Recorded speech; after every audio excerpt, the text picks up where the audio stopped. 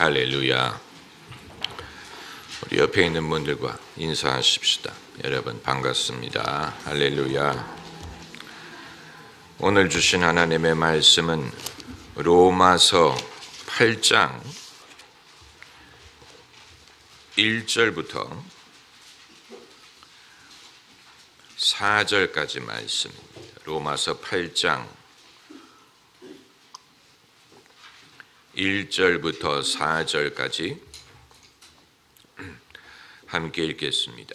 그러므로 이제 그리스도 예수 안에 있는 자에게는 결코 정죄함이 없나니 이는 그리스도 예수 안에 있는 생명의 성령의 법이 죄와 사망의 법에서 너를 해방하였음이라.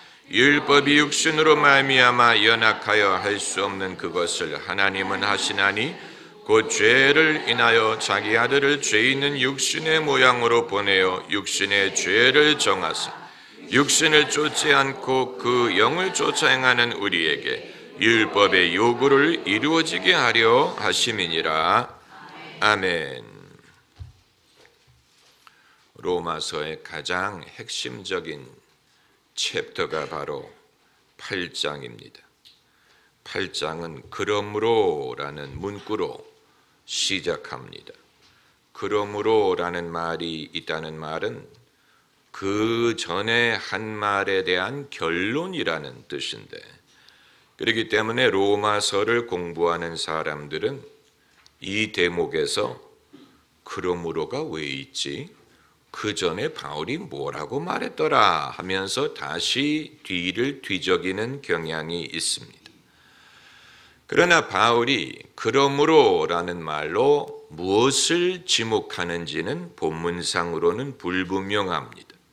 그러므로가 왜 있는지를 알려면 그 전장뿐만이 아니고 몇 장 뒤로 되돌아가야 될 수도 있습니다.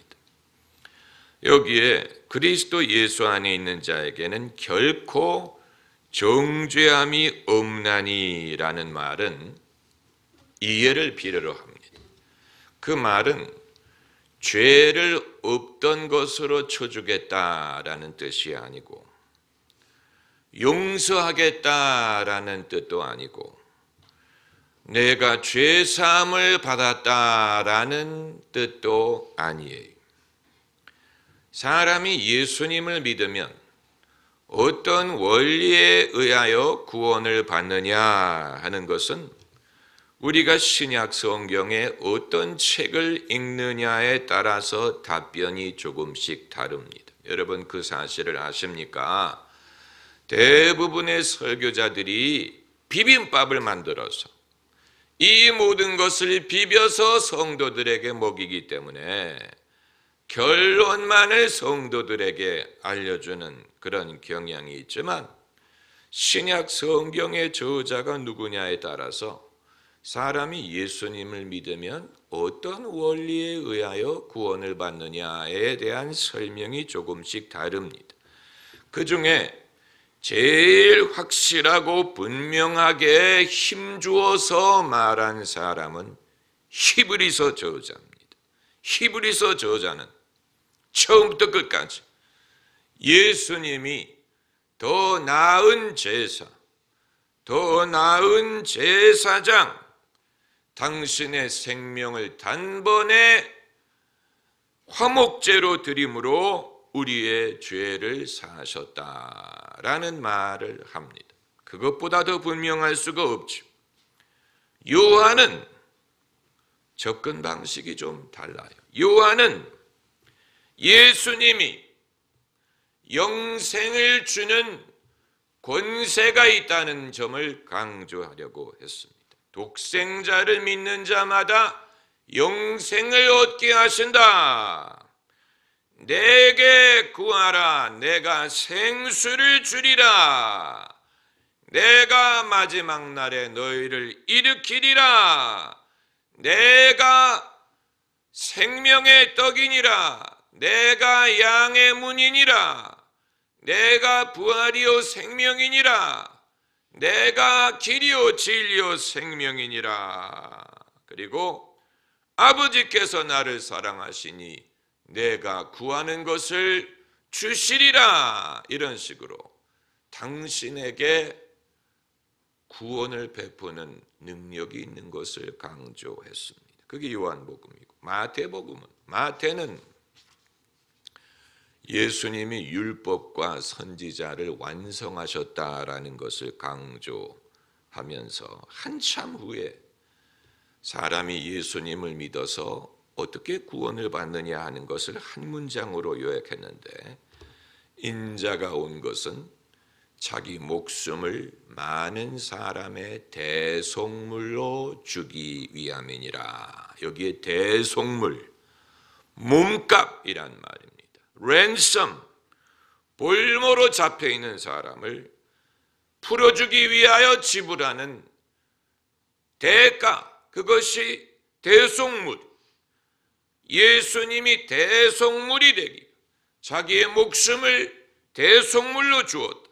그래서 우리가 풀려나게 되었다라는 설명이고, 그리고 이제 바울이 있습니다. 바울은 사람이 예수님을 믿어서 어떻게 구원을 얻느냐를 설명하기 위해서 예수님과 율법을 비교합니다. 예수님과 사탄을 비교하는 게 아니에요. 예수님과 죄를 비교한 것도 아니에요. 예수님과 율법을 비교했어요. 그리고 말하기를 우리가 그리스도 예수 안에서 율법에 대하여 죽었다라는 말을 합니다. 율법이 죽었다라고 말한 게 아니에요. 아주 중요한 것입니다. 율법이 죽었다라고 말한 게 아니고 그리스도 예수 안에서 우리가 율법에 대하여 죽었어요. 그래서 율법이 더 이상 우리를 지배하지 못한다고 하셨어요. 그런 의미로 그리스도 예수 안에 있는 자에게는 결코 정죄함이 없다. 왜냐하면 정죄는 율법으로 말미암기 때문입니다. 우리가 그리스도 예수 안에서 율법에 대하여 죽었기 때문에 율법이 더 이상 우리를 지배하지 못합니다. 그래서 7장에서는, 로마서 7장에서는 바울이 부부의 예를 듭니다. 부부의 예, 성급하게 해석하지 마세요. 배우자가 죽었다는 뜻이에요? 그게 아니고, 남편이 살아있는 동안에는 아내가 다른 남자에게 가면 간음을 하는 것이 되지만,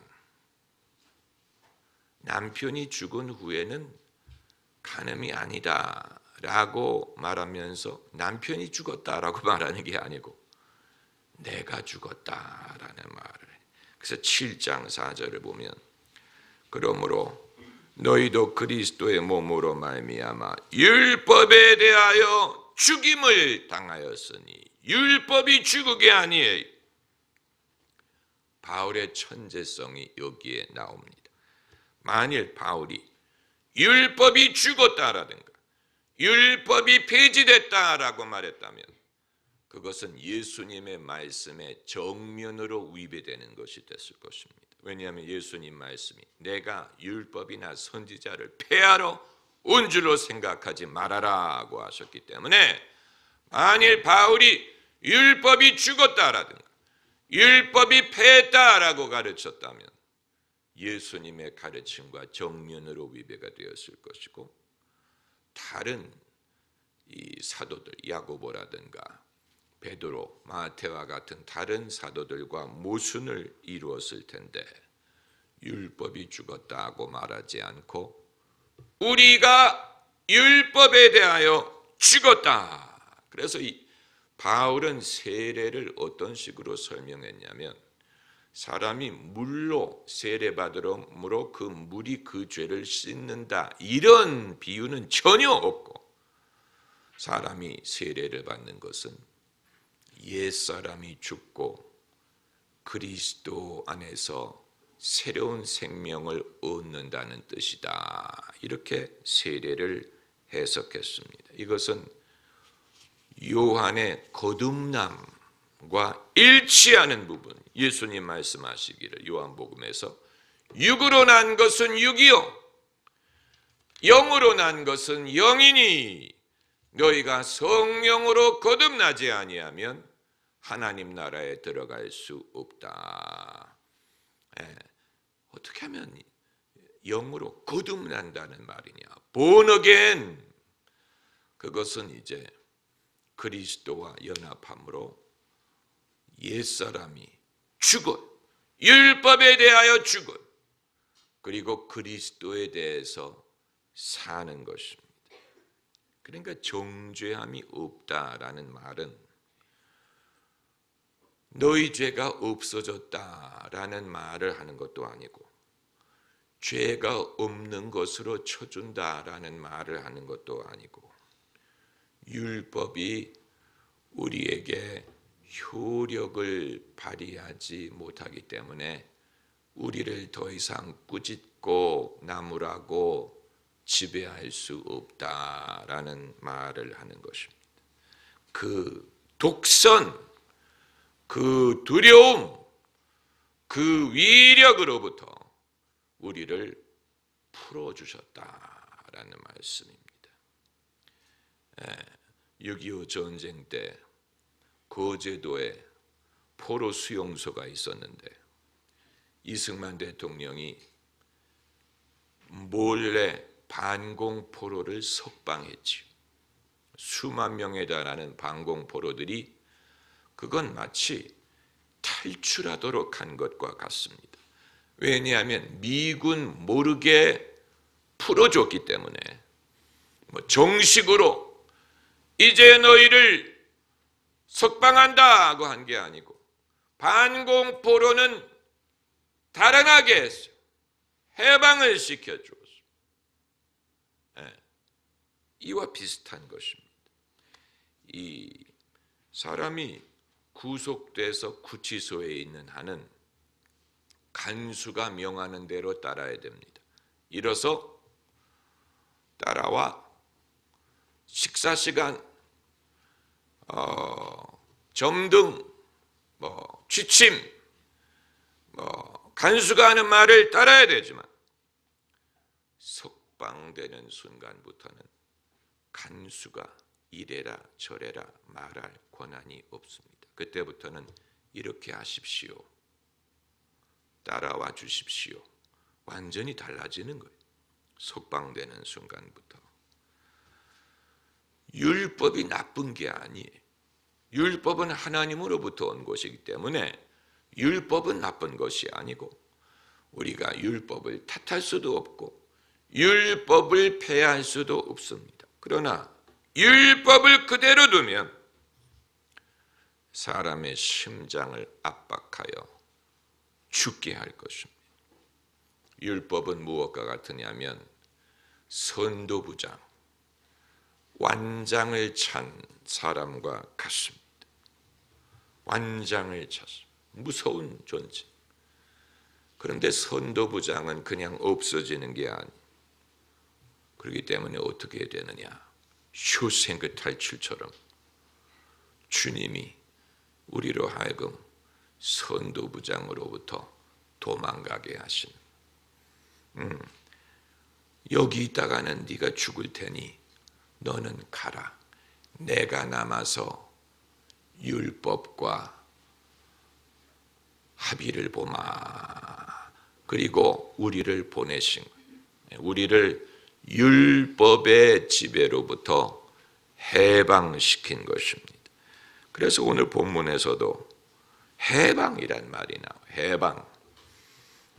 8장 2절에 그리스도 예수 안에 있는 생명의 성령의 법이 죄와 사망의 법에서 너를 해방하였음이라. 그러니까 율법을 폐지한 게 아니고 율법을 없이 한 것도 아니고 율법으로부터 해방시키신 해방. 해방촌이 있죠. 해방촌. 우리를 해방시키셨어요. 해방. 율법이 나쁘다는 게 아니에요. 율법이 나쁘다는 게 아니에요. 하지만 율법과 사람의 관계는 지속할 수 없는 관계. 이대로 있다가는 죽습니다. 인간이 죽어 견디질 못해. 율법의 그 요구를 이루지 못해. 율법의 정죄를 이기지 못해. 율법은 감당할 수 없는 힘든 존재. 이대로 있다가는 죽어. 그렇기 때문에 율법을 없애는 대신에 우리를 율법에 대해서 죽게 하시고, 그래서 율법이 더 이상 우리의 주인이 아니, 율법은 더 이상 우리의 남편이 아니, 그럼 누가 우리의 주인입니까? 예수님이 우리의 주인. 그렇기 때문에 그냥 정죄함이 없다고 하지 않고 그리스도 예수 안에 있는 자에게는 결코 정죄함이 없나니, 우리가 예수님에게 속하고 예수님 안에 있어야 되는 이유가 바로 여기에 있는 것입니다. 할렐루야. 기도하십시다.